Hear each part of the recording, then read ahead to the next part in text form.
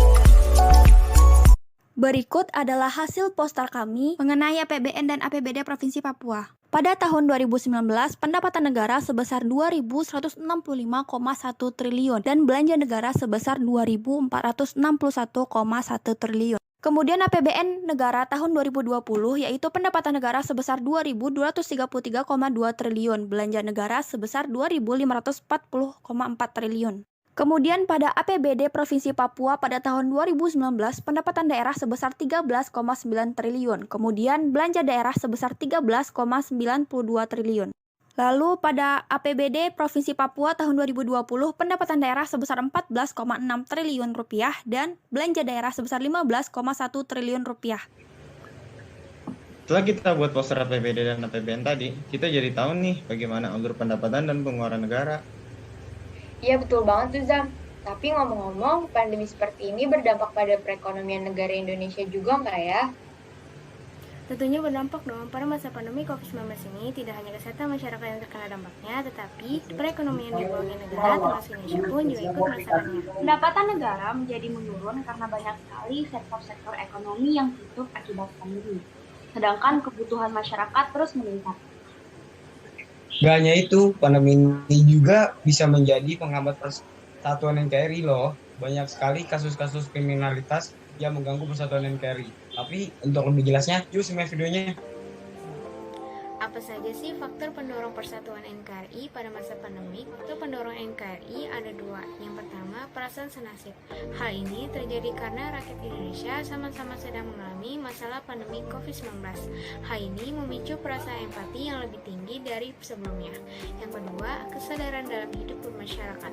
Dengan adanya pandemi seperti ini, kesadaran kita, kehidupan kita dalam bermasyarakat jadi semakin tinggi. Keinginan untuk membantu orang lain pun semakin meningkat, apalagi mereka yang tidak bisa memenuhi kebutuhannya akibat dari COVID-19. Walaupun sudah ada berbagai faktor yang mendorong persatuan NKRI, tetapi tidak sedikit pula hambatan dalam persatuan NKRI ini, apalagi pada masa pandemi. Salah satu faktor penghambatnya yaitu sifat egoisme yang tinggi. Manusia tidak pernah lepas dari sifat egois. Oleh karena itu, kita harus lebih pandai dalam mengelola sifat egois tersebut. Namun, pada masa pandemi ini, sifat egois manusia justru semakin meningkat. Setiap orang menjadi jauh lebih mementingkan kepentingan dirinya sendiri daripada banyak orang. Adanya pandemi membawa perubahan yang besar dalam setiap lapisan masyarakat. Perubahan ini berpengaruh besar pada keadaan ekonomi Indonesia. Masyarakat yang berkerjaan terkikis karena pandemi tentu merasakan lonjakan ekonomi yang begitu besar dalam hidupnya. Tanpa adanya persiapan dan pola pikir yang matang, pertahanan hidup di masyarakat dalam menghadapi krisis selama pandemi menjadi terancam. Salah satu contoh kasus yang terjadi di Indonesia pada masa pandemi COVID-19 adalah akibat sifat egois manusia adalah panic buying. Semakin meningkatnya angka positif COVID-19 di berbagai daerah yang ada di Indonesia telah menimbulkan reaksi masyarakat untuk membeli suatu barang secara berlebihan atau pembelian barang karena panik. Barang yang dibeli secara berlebihan pun adalah susu. Ada fenomena panic buying yang dilakukan masyarakat saat berebut produk susu tersebut. Bahkan harga barang tersebut sempat melambung tinggi dan stok di beberapa supermarket kosong. Pembelian produk susu secara berlebihan itu karena beredarnya informasi yang menyebutkan bahwa susu tersebut bisa mencegah dan mengobati COVID-19. Padahal belum ada penjelasan ilmiah satupun tentang hal tersebut. Sifat egois manusia pun turut andil dalam kasus ini. Mereka membeli susu dengan jumlah yang sangat besar untuk dirinya sendiri tanpa memikirkan orang lain yang juga membutuhkan susu tersebut. Akibat dari konflik tersebut, beberapa warga negara yang miskin tidak dapat membeli susu di pasar maupun di supermarket karena kosong. Ada juga beberapa warga yang tidak terima dengan konflik tersebut dan akhirnya mereka melakukan tindak kriminal dengan mencuri barang yang sekarang di pasar atau di supermarket kosong. Kasus seperti ini akan merusak prinsip dan idealisme yang kita percaya selama ini hidup di Indonesia, yaitu Pancasila. Dalam keadaan seperti ini, suatu bangsa dituntut untuk menunjukkan nilai-nilai terbaik dari ideologi kebangsaan untuk dapat mengatasi tantangan pandemi COVID-19. Keadaan ini mengandung semua nilai-nilai yang terkandung dalam Pancasila mulai dari sila pertama hingga kelima, yaitu efektivitas pemerintahan yang terpadu dengan kepercayaan dan kepatuhan rakyat terhadap semua ketentuan yang diterbitkan pemerintah, persatuan Indonesia dalam mengatasi masalah, serta kesadaran pada masyarakat untuk menghubungkan kepentingan perorangan dan kepentingan masyarakat, yaitu dengan menjauhi sikap egoisentris yang hanya memikirkan diri sendiri. Hal tersebut dapat diimplementasikan dengan keputusan tetap berada di rumah, tidak berpergian, dan mengakhiri kerumunan. Ternyata penting banget ya nilai-nilai Pancasila dalam kehidupan kita. Betul banget, kita harus menanamkan nilai Pancasila dalam diri kita. Gak cuma menanamkan nilainya aja, kita juga harus mempraktekannya dalam kehidupan sehari-hari loh. Iya betul banget nih, karena nilai Pancasila ini kan merupakan pedoman hidup bagi warga negara. Yuk teman-teman, kita tanamkan nilai Pancasila dalam diri kita dan kita implementasikan dalam kehidupan agar selalu tercipta keharmonisan dalam bermasyarakat.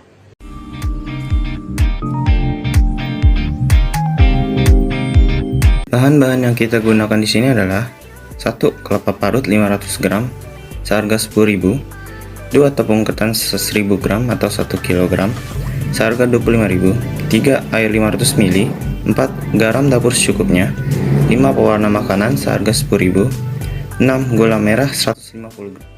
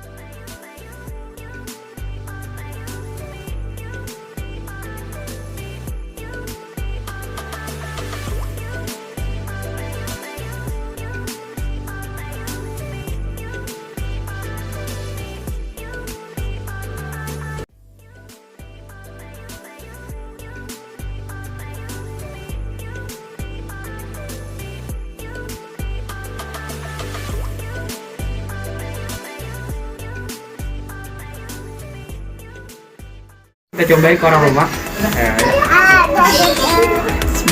Kita lama.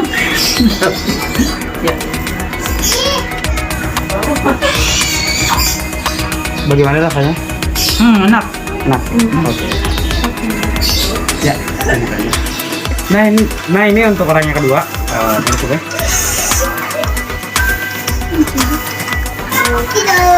Gimana rasanya? Ya, gitu aja. Dengan penjualan klepon. Seperti yang telah disebutkan pada awal video tadi bahwa modal bahan sebesar Rp50.000. Kemudian ditambah dengan modal pengemasan sebesar Rp15.000 dan ditambah modal lainnya sebesar Rp10.000. Jadi, modal keseluruhan adalah Rp75.000. Setelah diolah dengan modal Rp75.000, kita mendapatkan 90 biji klepon. Klepon dijual dalam bentuk kemasan kotak. Dalam satu kotaknya berisi 3 biji klepon yang kami jual dengan harga Rp5.000 per kotaknya. Jadi, dari 90 biji klepon, kami menghasilkan 30 kotak. Kemudian dikali 5.000 dengan total pendapatan kotor sebesar Rp150.000. Untuk mencari keuntungan bersih dari penjualan klepon ini adalah dengan pendapatan kotor sebesar Rp150.000 dikurangi harga modal sebesar Rp75.000. Jadi, totalnya adalah Rp75.000. Jadi, keuntungan bersih atau neto dari penjualan klepon adalah Rp75.000 atau dalam persentasenya adalah 100%.